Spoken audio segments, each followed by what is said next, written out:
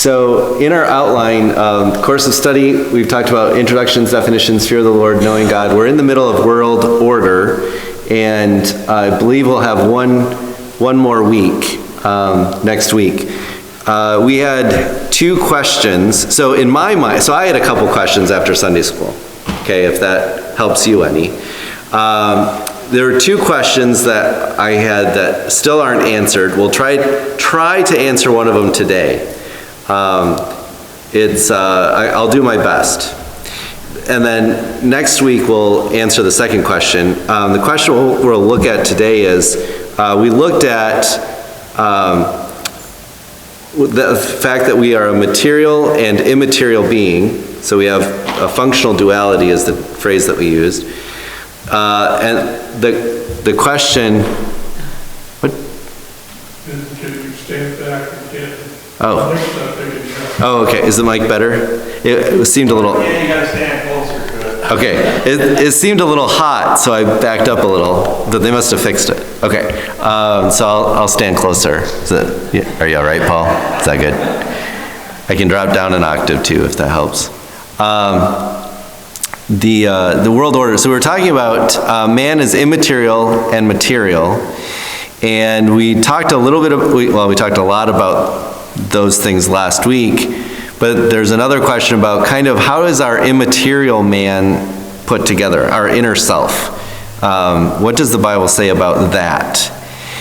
And then that's one question, and then the other question is how did God create the world ordered?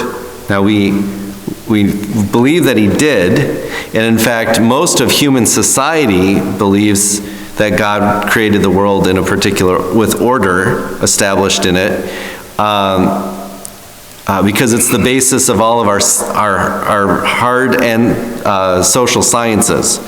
Okay, so the reason we have biology, for example, is we believe that a person's body is created with order, or has order, and we can discover that order, and by discovering that order we can help someone who is ailing, right? This is the basis for medicine, is the fact that our bodies are created orderly. Whether it's chaos that created it orderly or it's a God who created it orderly, it's still orderly. So most of the world believes that the world is orderly. But how is it created orderly? So that's what we want to talk about. That's another question. So that will be hopefully next week, and then that'll finish this discussion on world order, and it immediately leads us into the conversation about imagination.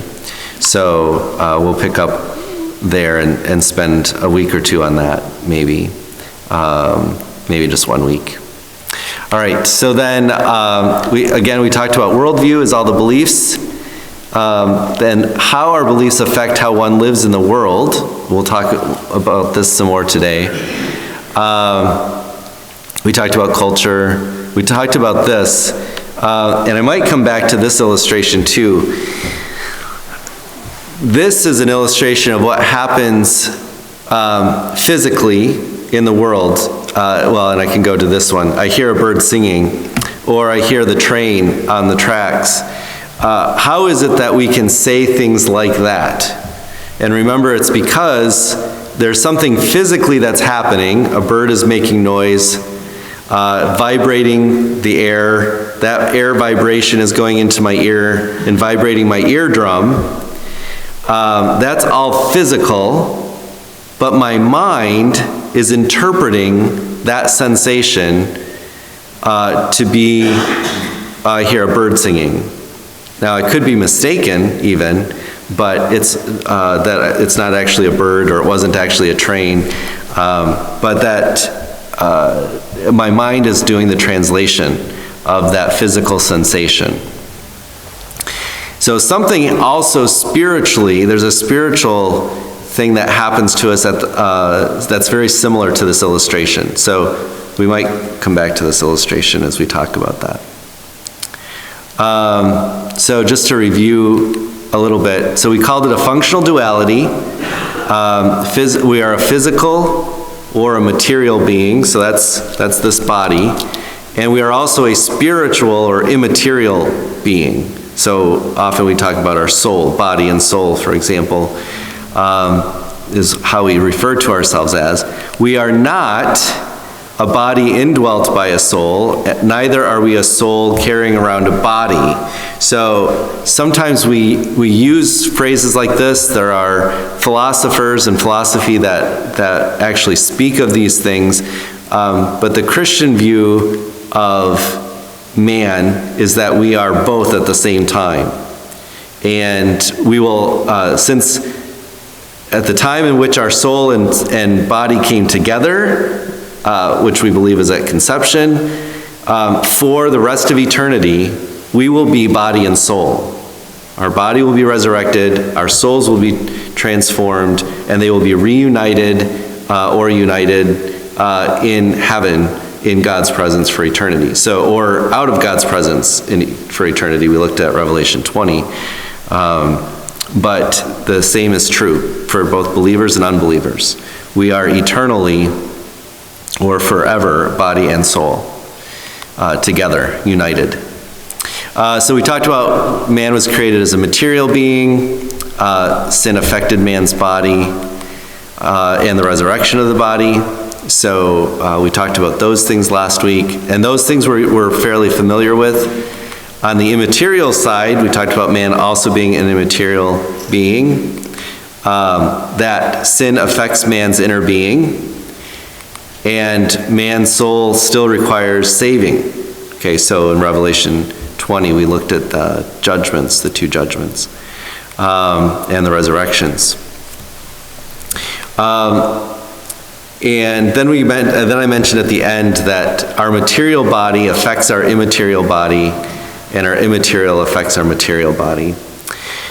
So now, what I'd like to look at today is this question of kind of how the immaterial consists, or is consisted. I'm bad grammar. What it's made up of, if that's better grammar, I don't know, too many prepositions or something, but that's what I would kind of like to look at today. So I don't have any more slides because I had a hard time putting this together in slides. So, but we will look at a few passages today to kind of look at this. So man has a mind, right? So we have a mind. So I'm going to I'll need your help a little bit today. You can answer some questions for me. What goes on in our mind? What do you use your mind for? Thinking. Okay, that's a good answer. Deciding things. Okay, perhaps making decisions. Your imagination. Okay, imagining things. Reasoning. All right, so I get my A for the day. I was looking for reasoning, which is close to thinking. Making choices. Yep, making choices. Okay, and when we're talking about making choices and making decisions, what we're talking about is weighing. Usually we're weighing things, right? Is this a good decision? Is it not? And we're thinking our way through those. I've adopted a kind of a way of making decisions where I'll ask someone will ask me to make a decision, and I'm like, well, I need enough information to make a good decision. Usually I don't have enough information to make it a good decision. So that's usually my response. Well, I don't have enough information to make a decision, come back later. Or for like our students who need to make a decision, we don't make a decision for them, but we lay out all the information for them so that they can make what decision is best for them. Okay, so we try to do that. So we talk about decision making in our mind. It's often us thinking through or reasoning through pros and cons, or pluses and minuses, or benefits, things like that. Okay, but we do a lot of reasoning. What are you doing right now with your mind?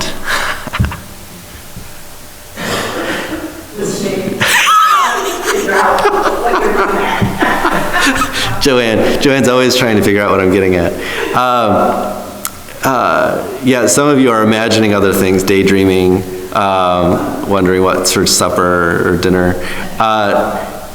Well, hopefully, part of it is learning, right? So when we talk about our minds, we often talk about knowledge. Okay, it's where we learn things. If you're talking about small children, for example, we teach things to them, and when we're teaching things to them, a lot of times what we're doing is we're stuffing their heads full of stuff. And when they're young, they can soak a lot of that in. That's why it's good with young children to teach them their math, because when they get older, they don't like it. No, it's because a lot of times their minds can take that in. They can soak in that information and remember it. So we talk about knowledge, we talk about reason, and this is our mind.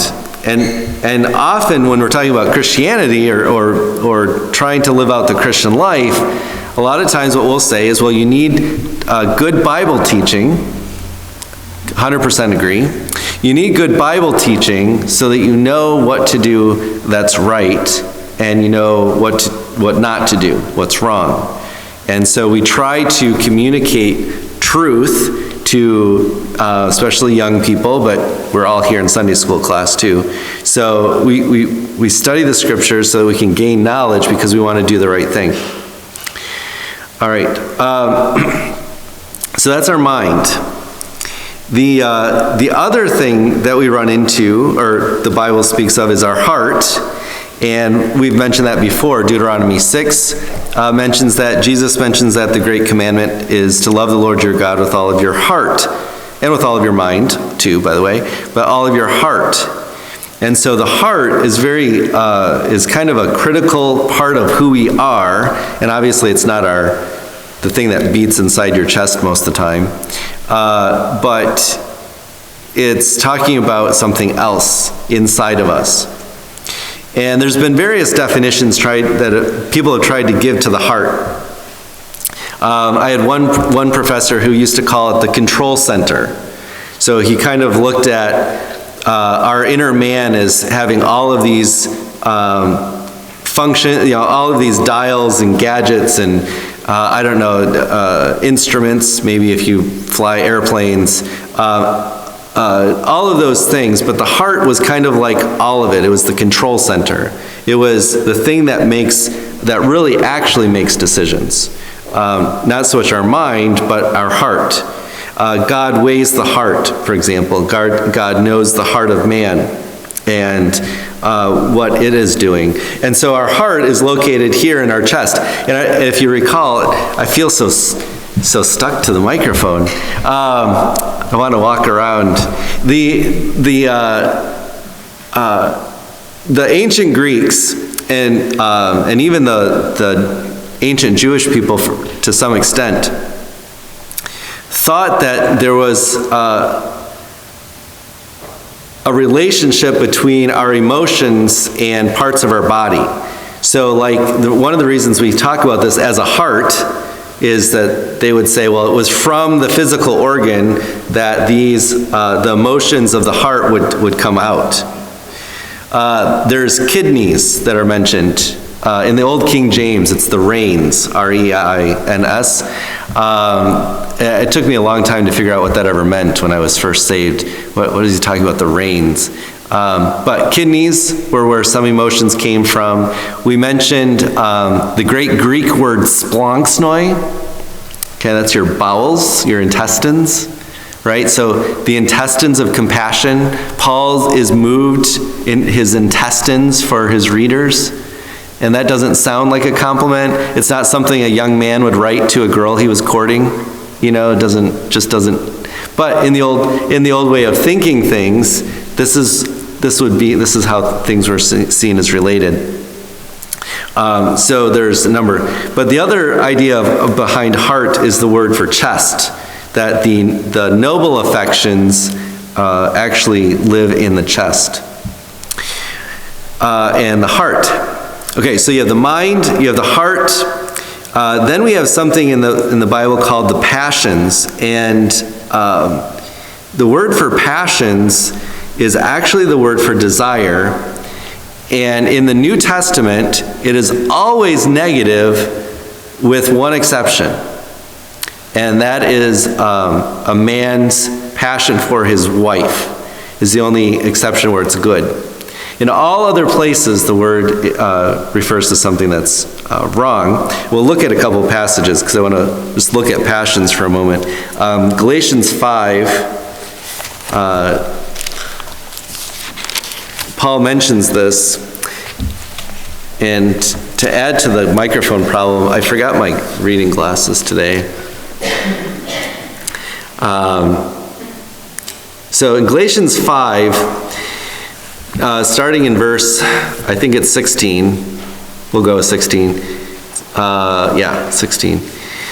Paul says, he's talking about walking by the Spirit. He says, "But I say, walk by the Spirit, and you will not gratify the desires of the flesh." Now, Paul, in the Spirit versus flesh here, he's actually talking about two parts of the immaterial man. He's not talking about soul and body.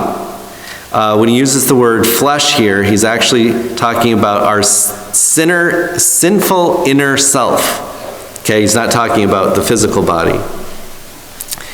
So when we walk by the Spirit, and in our ESV that's capitalized, so by the Holy Spirit, when we're walking by the Holy Spirit, you will not gratify the desires of the flesh.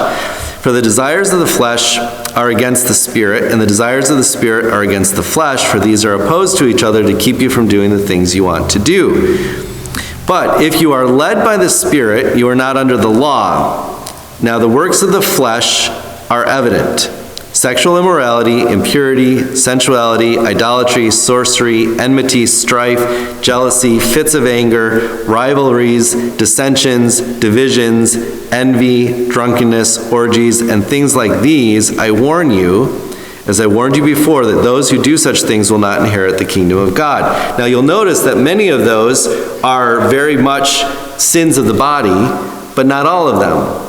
Some of those are very much sins of the inner self. Things like envies, strife, enmity, jealousy, anger, rivalries. Okay, all of those things are sins of the inner self, not just sins of the outer self. So Paul's using this word flesh. He's talking about our inner being, not just our physical being. Okay, so then in verse 22, which you probably all have memorized, but the fruit of the Spirit is love, joy, peace, patience, kindness, goodness, faithfulness, gentleness, self-control. Against such there is no law. And you'll notice that, again, these are talking about the internal part of us, our inner man, our immaterial being. You could maybe argue that gentleness and self-control have to deal with our physical bodies, but most of these are inner things. And then verse 24, those who belong to Christ have crucified the flesh with its passions and desires. Okay, so the word passions there is referring to those negative things that he listed up in the previous verses. Okay, so passions are something that we crucify. There's something that's in us that are sinful in almost all cases and need to be brought under control. So how do we go from teaching people the mind that here's the truth, now we want you to obey? And actually, Pastor's message this morning was very fitting, I think, with the Sunday school, because it's asking a very similar question in Numbers 13 and 14. How do we get from knowing what is the right thing to do to doing what is the right thing to do? We all know that there's a problem here. We know what the right thing to do is, but then we choose to do the wrong thing. Okay, and this is Romans 7. So if Romans 7, Paul is dealing with this issue, this question.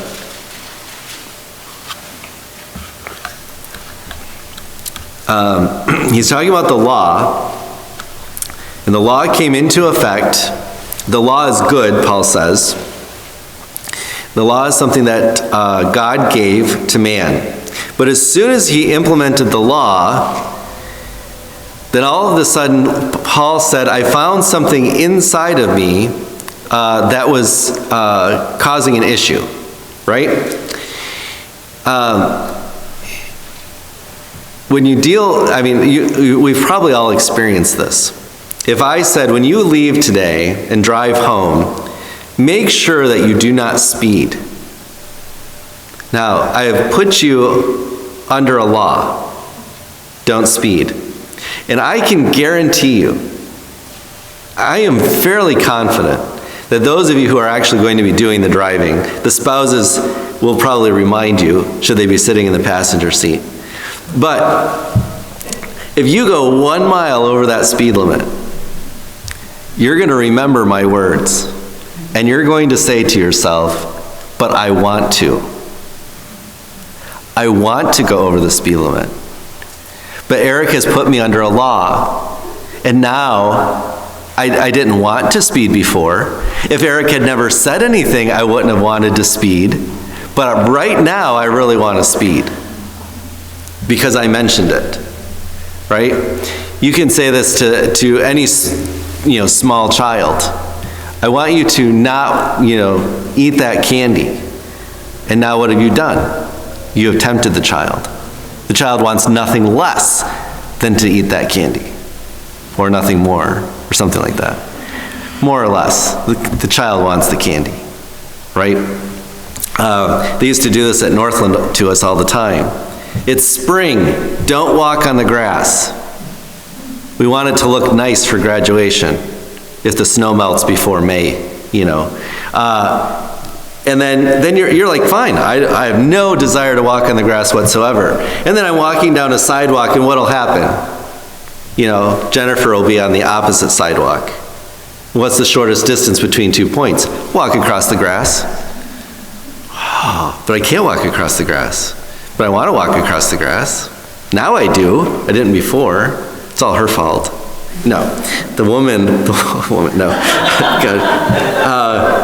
But we know that this happens to us, and Paul is explaining this in Romans 7, right? The law came in, the law was good, the law told me not to covet, and now all of a sudden I have a desire to covet.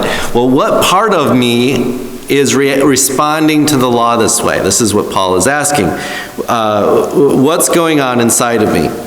Okay, so Paul is reasoning through this, and in verse 21, he says, so I find it to be a law, not talking about the Old Testament law, but a law within us, that when I want to do right, evil lies close at hand. For I delight in the law of God, in my inner being, so you see what context we're in, but I see in my members another law waging war against the law of my mind and making me captive to the law of sin that dwells in my members. Okay, wretched man that I am. All right, so Paul says, look, I know what's right. There's something I know what's right in my mind, but there's this war that's going on in my inner man that makes me want to do what is wrong, to transgress the law. Okay, so what is going on inside of us that makes this happen? There was, when I was, I don't know, probably maybe in Bible college, we would have, people preach things from, come in and speak in chapel and stuff like that, where I would just hear from time to time, people would say that, say something like, we have two dogs inside of us, a good dog and a bad dog, and depending on which one you feed is the one that'll win. Has anybody heard that? Okay, so there's a few. Doug is like, I don't know what you're talking about. That's good, Doug. It's good that you don't know what I'm talking about. Because that's not quite accurate, okay, that we have.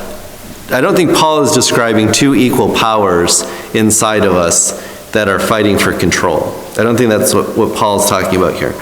But it still raises this question. And someone used this analogy one time about a soldier.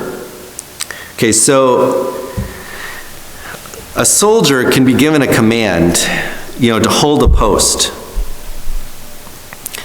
Stay here while the enemy comes towards you. Stay here and hold this post. You can remember the Alamo, for example. There are other places. I think the movie, I want to say it was The Longest Day, war movie about World War II, where in that case I heard a presentation by the man who was the chaplain on that day. He survived, obviously. But the soldiers were told, you need to take a bridge that the Germans have hold of. And the soldiers said, yes, sir, we'll take the bridge. And the generals, the people in charge said, we're going to take it at night so that we can cross the river and get to the other side without the Germans seeing us, and then we can surprise them and take it over. Sounds like a good plan. Until the orders came down, we're not going to do it at night, we're going to have to do it in broad daylight. So we have to cross a river in broad daylight, that the Germans are on top of the bridge, and they can just see us and shoot us? Yes. Okay, how are we getting across the river? Well, we're going to give you these little canoes that you can paddle across the river, so you can get to the other side of the river, so you can overrun the Germans who can see you the entire time and shoot you. Okay. Oh, by the way, there's going to be 2 to 3 men per canoe, but we only have 1 paddle for each canoe, not 2. Okay, so now, instead of crossing the river at night, surprising the Germans, we're now going in at noon, 2 to 3 men in a canoe with only 1 paddle, going across a river, that the Germans are standing on top of, pointing guns at us? Yes. And what did they do? That's what they did. They crossed the river in the middle of the day in canoes with only 1 paddle, got to the other side, most of them, got to the other side, and were able to take over the bridge. Many men lost their lives. The chaplain who was telling the story, he was shot in the back, tending to other soldiers who had been shot by the time they got to the other side. Crazy story. What makes a man do that? Okay, this is the other side of that question. It's kind of the positive side of the question. What is it, like Numbers 13, that Caleb and Joshua had that nobody else had? When they went in to the promised land and came back and said, yep, it is exactly as God promised us, and since God promised he would go in before us and win the battle, well, obviously, let's go. And the other 10 said, yep, it's exactly as God promised, so we don't think God's going to keep any of his other promises. And of course, we're the armchair quarterbacks, right? We're sitting here going, of course we would have been like Caleb and Joshua. Of course, that would have been our response. Let's not be too quick about that. But so, what is the difference between those two? They both saw the Anakim, they both saw the giants, they both saw the walled cities. But one, or two, 2 were good, 10 were bad, 10 were bad, 2 were good, however that song goes. So what makes the difference? So there's, did I put it, let's just look. So I did have one more slide here, but so when we're looking at the immaterial side of man, we have this conflict that's going on inside, one of which is our natural desires. I called them here on this slide. And some of those we can call noble affections. The noble affections go along with the fruit of the Spirit. They go along with things like courage, bravery. Those are those noble affections. And to some extent, faith itself would be a noble affection.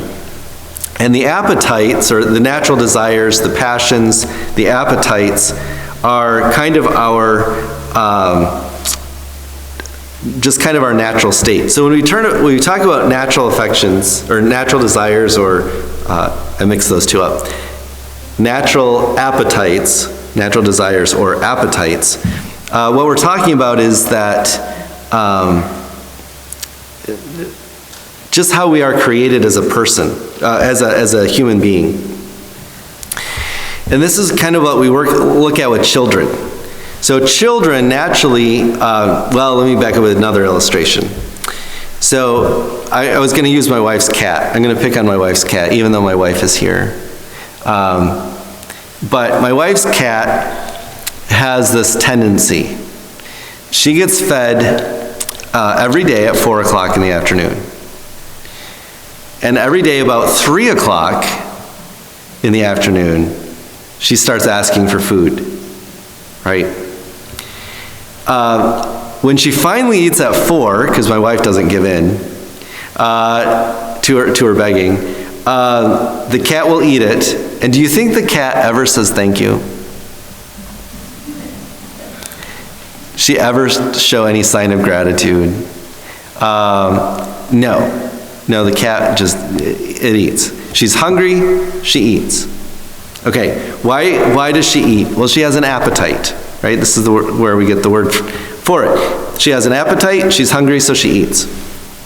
Now that appetite at that level is a good thing, right? Because it keeps her alive. If she were in the wild, she would go find food to eat and she would eat something, right?